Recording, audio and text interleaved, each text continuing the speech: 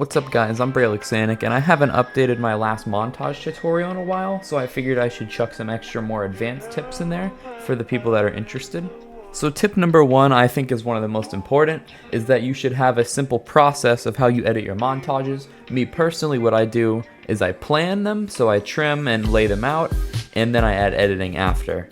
After I add effects, I usually rewatch the montage a few times before I render it, just for last minute changes. So this is called the toolbar, and I'll give a quick explanation of what everything does. So the split tool will basically just cut the clip in half wherever your marker is on the timeline, and these two right here will delete the left or right side of them. Trash, you know what that does. It's also faster to use the delete key on your keyboard if you have one. The marker tool is useful for if you want to remember to put an effect there later. The freeze is when you're on a frame and you press that, it will pause the clip and it will make it into a screenshot. The reverse, you should know what that does, I'll just show you. The mirror tool will pretty much just flip the clip so it'll be facing the other way. The rotate tool is also self-explanatory, and you can also rotate it here if you want to be more precise. The crop tool will basically just limit the size of the clips. And this you won't need for montages. Now, I can't stress this enough, please save effects if you're editing multiple videos. You can press this little button right here and it'll save them at the top. You can do this with effects, filters, and transitions.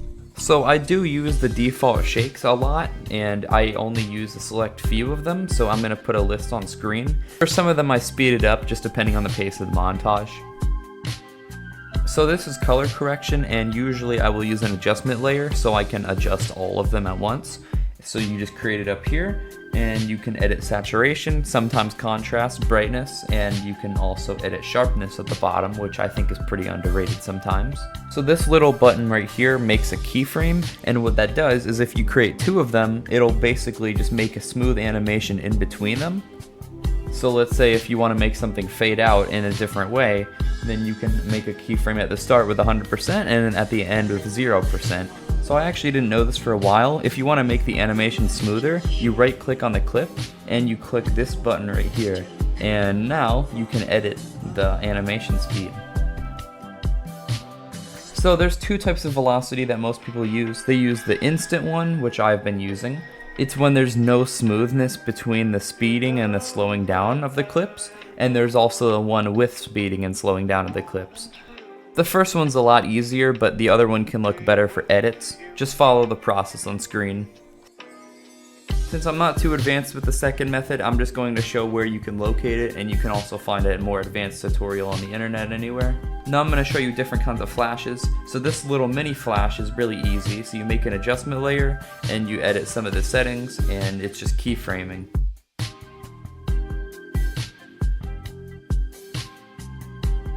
Another way you can do brighter flashes or that type of flash with different colors is you go in here and you select the white and you trim it a little bit, and then you do the opacity from 100 to 0.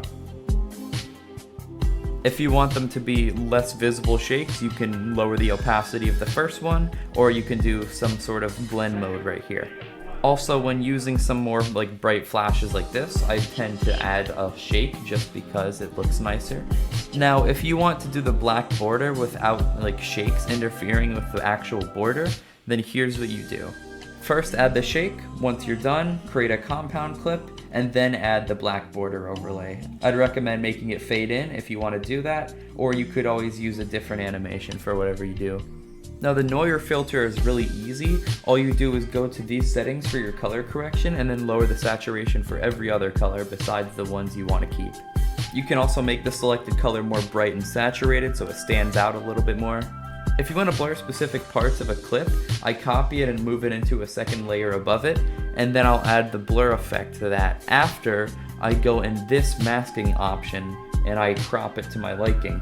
Now I'm just going to point out these two specific effects because I see them used wrong all the time. If you go in effects and look for Black Flash 2 and Strobe, then you can find them pretty easy, but I do think that you should not overuse these and make them as bright as people usually do, because I think that it can be really annoying to people that are watching the montage because it just hurts their eyes. If it's a slower, darker montage, then don't use the strobe effect. At least not as bright as people usually use it for. Now if you want to add a rainbow overlay effect for a specific part of a montage, what I did was I downloaded a rainbow like transitioning video on YouTube and I just overlaid it over the clip. And you can also desaturate the clip and make the overlay less bright so it's not as hurtful to people's eyes. If you want to do rainbow text, I'm not going to explain it, I'm just going to let you watch because it's very long, I'm going to speed it up.